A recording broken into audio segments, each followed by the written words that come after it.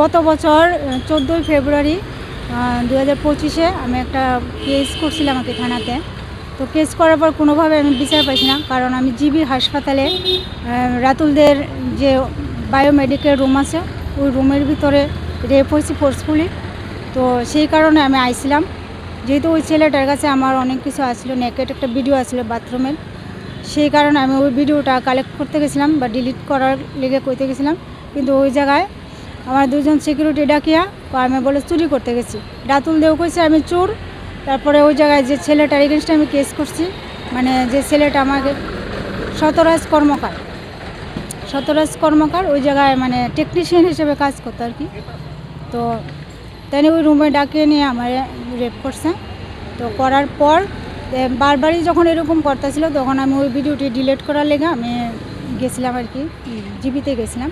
তো তখন আমার দেখার পরে আমার কইছে আমি বলে চুরি করতে ঢুকছি, কয়ে সেটা দুজন সিকিউরিটি ডাকিয়া আমার মারধর করছে। মারধর করার পর নিয়ে সেটা আটকে রাখছিল। তারপর আমি আমার নিজের আত্মরক্ষার লেগে আমি 1091 এবং 100 নম্বরে কল করছি। যেমন 100 নম্বর থেকে আমি সঙ্গে সঙ্গে রেসপন্স পাইছি এবং ওই জায়গায় পুলিশ গেছে, জিবি থানার এএসআই রসরাজ দেবনাথ স্যার ওই জায়গা থেকে গিয়ে আমরা উদ্ধার করে জিবি আউটপোস্টে নিয়ে গেছে। ওই জায়গা থেকে মহিলা থানায় পাঠানোর পর আমি একটা লিখিত অভিযোগ করছি, কিন্তু লিখিত কোনোভাবেই রেজিস্টার করতে চাইছে না। তো না করার ফলে আমি এসপি স্যারের কাছে গেছি।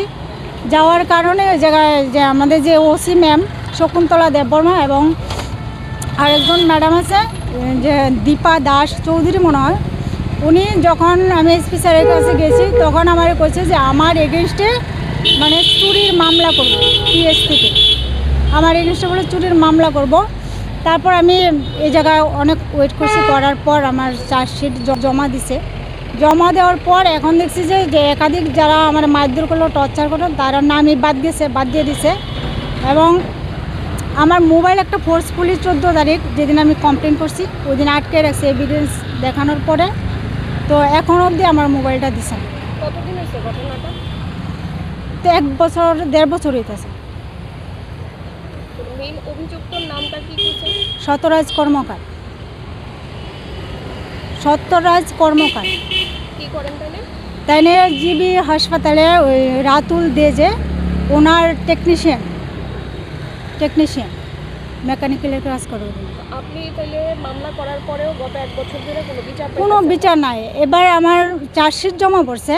চার্জশিট জমা পড়ার পরে কোর্ট থেকে কেউ না কেউ ওই জায়গায় গাফিলতি করতেছে, নোটিশ করছে না। একটু যে আছে নোটিশ করতেছে।